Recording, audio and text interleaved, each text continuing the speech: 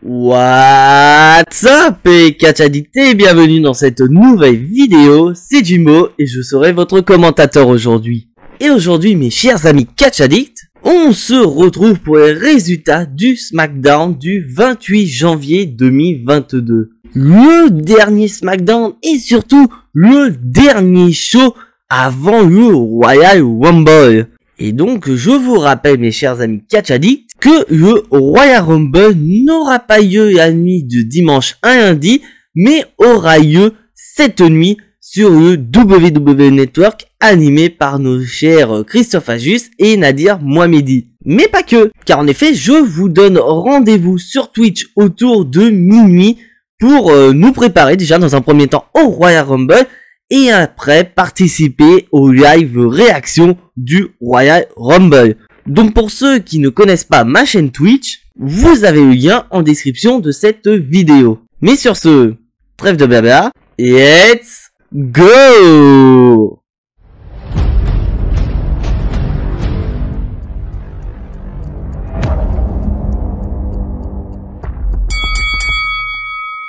Et donc le show va commencer avec notre championne de SmackDown, j'ai nommé Charlotte Flair. Mais avant de parler de Charlotte Flair, je tiens quand même à vous rappeler que notre duo légendaire Axel et Aurélien étaient présents lors de SmackDown.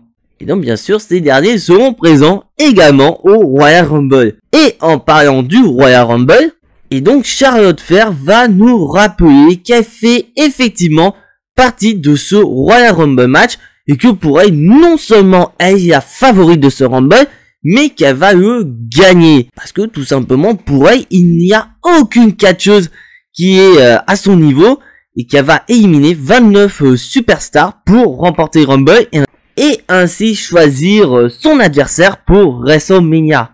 Et après ça, donc on a plusieurs catcheuses qui vont venir dans le ring et faire leur petite promo à l'approche du Royal Rumble. Et la première n'est ni plus ni moins que Shayna Baszler. Donc une Shayna Baszler avec une nouvelle musique, et donc une Shayna Baszler avec une nouvelle musique, et elle va nous rappeler qu'effectivement, elle et Charlotte Flair ont été dans le duo final lors du Royal Rumble 2020, et Shayna Baszler va dire que si jamais cette situation se reproduit, donc c'est-à-dire que les deux catcheuses seront dans le ring en même temps, et ben sur ce coup-là, ce ne sera pas Shayna Baszler qui se fera éliminer, ce sera Charlotte Flair.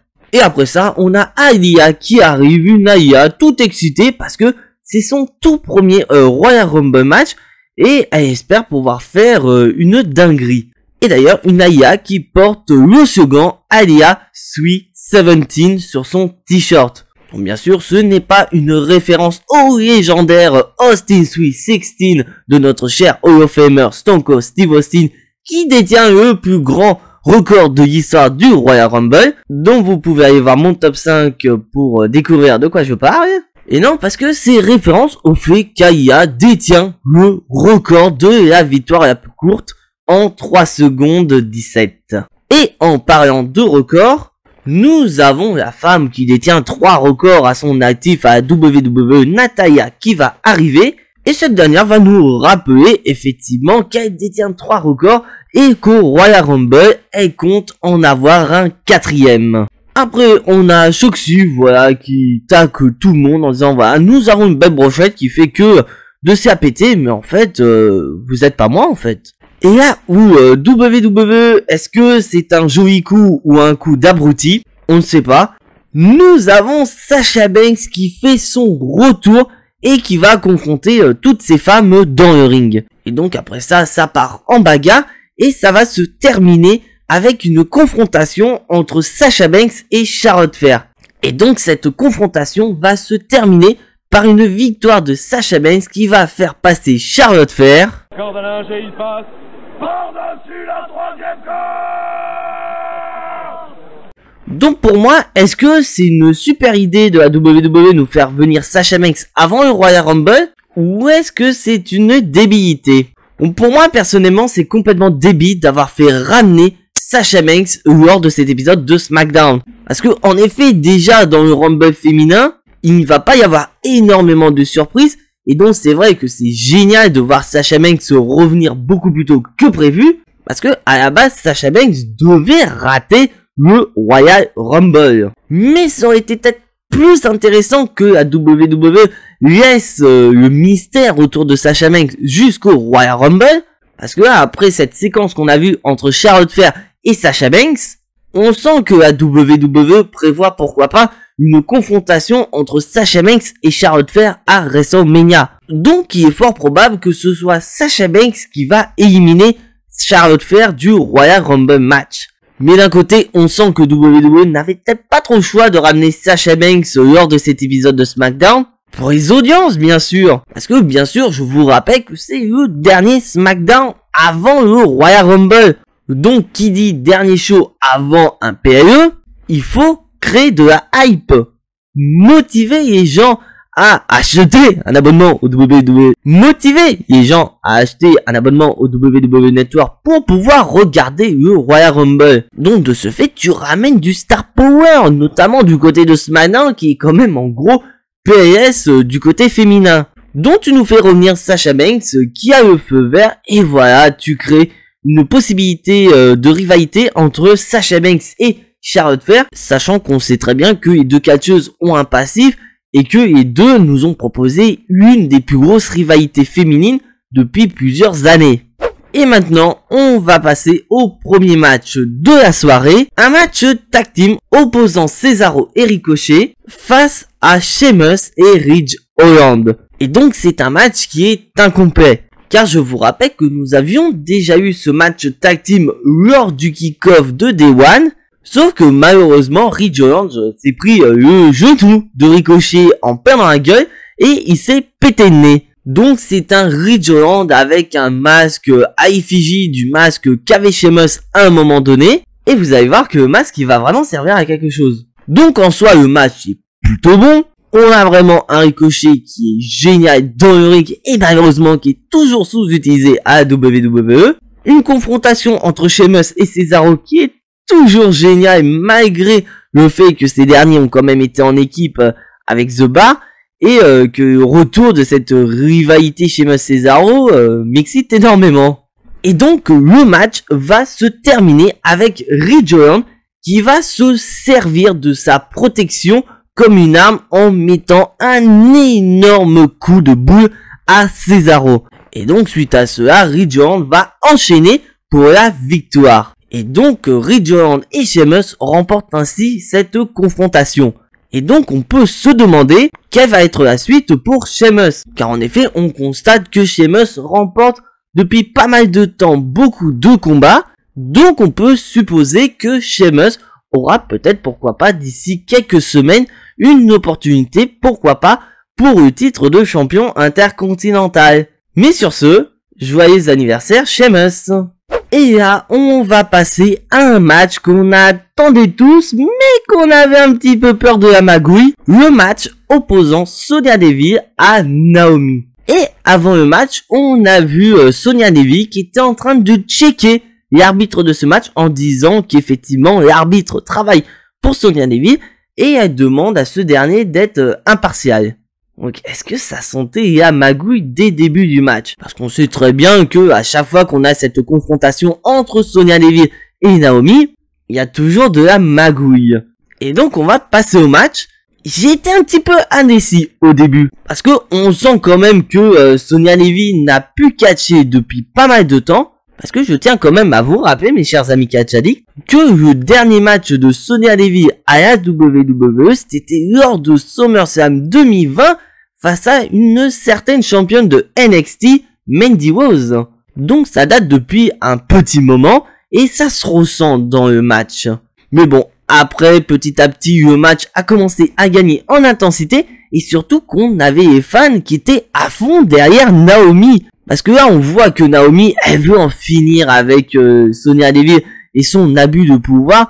Donc, elle veut se donner à 200% pour venir à bout de Sonya Deville. Et franchement, c'est un très bon match qui va se terminer par une victoire de Naomi. Et donc, grâce à cette victoire, on espère que Naomi en a fini une bonne fois pour toutes avec la figure d'autorité qu'est Sonya Deville. Et donc, suite à ce combat, Naomi est toute excitée, voilà, elle a gagné un gros combat, Donc elle va annoncer au public que la nuit prochaine au Royal Rumble, elle nous fera des dingueries, ce qui lui permettra de remporter le Royal Rumble. Mais c'est pas fini, car en effet, on a Sonya Deville qui va annoncer au public qu'elle fera également partie du Royal Rumble match.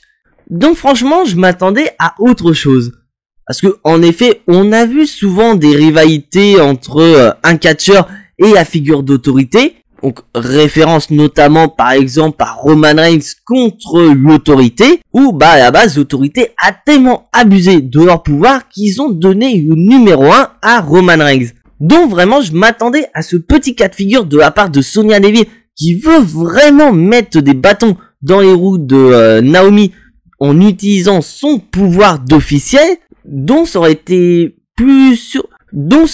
un peu plus logique que Sonya Deville abuse de son pouvoir d'autorité en donnant un numéro qui serait pénalisant à Naomi, notamment le numéro 1. Et après, garder le mystère de sa participation au Royal Rumble pour plus tard, pour vraiment mettre à fond des bâtons dans les roues de Naomi. Donc c'est très clair que on va avoir une confrontation au Royal Rumble match féminin entre les deux catcheuses, mais j'espère que cette confrontation au Rumble ça ira ainsi la fin de la rivalité entre les deux catcheuses. Et donc maintenant on va passer à l'émission qui nous fait absolument chier parce qu'on en a rien à foutre. Un épisode de Insane. Et donc Sami Zayn va nous présenter un podcast avec ses invités qui sont ni plus ni moins que Jinder Mahal et Shanky. Donc au moins eux ils sont utilisés parce qu'à la différence de leur ami Veer Mahal, eux ils sont présents. Parce que Veer Mahal, lui, on attend depuis longtemps son arrivée du côté de Raw, il est pas sorti du auberge pauvre. Et donc Sami Zayn va nous rappeler que la semaine dernière, à cause d'un certain Johnny Knoxville, il a failli avoir des problèmes. Parce que en effet, la semaine dernière, dans le précédent épisode de Insane, Sami Zayn nous avait présenté différentes armes de self-défense, dont parmi une sorte de taser qui faisait croire que ça faisait hyper mal, alors que de base il ne l'avait pas du tout allumé, et dès que Johnny Knoxville est arrivé, il a allumé, et il s'en est servi sur Sami Zayn. Donc après on va passer vite fait sur ce qui s'est passé durant cet épisode de Insane, parce que ces derniers vont se faire interrompre par le champion intercontinental Shinsuke Nakamura et son acolyte Rick Boogs. Et donc on va passer directement à un combat opposant le champion intercontinental Shinsuke Nakamura et Rick Boogs contre Shanky et Jinder Mahal. Et bien sûr à noter que Sami Zayn est aux abords du ring. Parce que oui, bien que Sami Zayn soit en petite guéguerre avec Johnny Knoxville, il ne faut surtout pas oublier dans un premier temps que Sami Zayn est le challenger numéro 1 au titre de champion intercontinental. Et en parlant du champion intercontinental, nous avons appris que ce dernier était blessé. Car en effet, cela explique pourquoi Shinsuke Nakamura n'était pas présent dans un ring de catch pendant un petit moment et il ne pouvait pas défendre son titre de champion intercontinental parce que ce dernier était blessé à la main. Donc maintenant, rassurez-vous, il y a le feu vert des médecins. Mais on voit que WWE ne va pas prendre trop de risques avec son champion, car en effet, durant l'intégralité du match, on verra surtout Rick Boogs au lieu du champion intercontinental. Et d'ailleurs, Rick Boogs est largement mis en avant avec sa puissance, car il parvient quand même à porter Shanky et à remporter le combat pour son équipe. Donc franchement, petite victoire assez sympa pour cette équipe, bien que le match en soi n'est pas trop divertissant. Et j'espère sincèrement que WWE, vous allez nous mettre très prochainement une confrontation entre Nakamura et Sami Zayn pour le titre de champion intercontinental, parce que je le dis depuis des mois et des mois, on veut un nouveau champion intercontinental qui lui portera ce titre de champion intercontinental fièrement. Et maintenant on va passer au dernier combat de la soirée, le New Day composé de Kofi Kingston et de Big E. Oui, maintenant Big E est à SmackDown, faut l'oublier du côté de Raw et même du main event je pense. Face à Happy Corbin et Matt Canmos. Voilà, on ressort les bonnes vieilles rivalités qui durent depuis un petit moment et qui n'ont aucun sens. Tout comme le match. Parce que en soi le match n'est pas trop mauvais. Mais le problème c'est que on n'a rien de divertissant, il n'y a rien à raconter autour de cette rivalité. Donc je vais aller vite dans le combat, victoire du New Day. Et j'ai mal au cœur, parce que quand tu te dis quand même que en début d'année Big E était quand même à Raw dans le main event en tant que champion WWE, et maintenant il est à SmackDown et il est relégué dans la division tag team, tout ça parce que Xavier Woods est blessé et qu'on a besoin d'un partenaire pour Kofi Kingston. Oh là là là là, mon dieu, ils ont encore sacrifié un membre du New Day. Parce que c'était le cas quand Kofi Kingston a perdu son titre WWE. Xavier Woods a été blessé et donc Big E s'est retrouvé tout seul comme un con. Donc qu'est-ce qu'on a fait? On a relégué Kofi Kingston du côté de la division tag team. On va faire la même chose avec Big E, hein. Ça fait peur pour le Rumble alors que Big E fait quand même partie des favoris de ce match. Et maintenant, on va passer au segment Main Event de la soirée, le dernier face-à-face entre le chef tribal Roman Reigns et le visionnaire Seth freaking Rollins.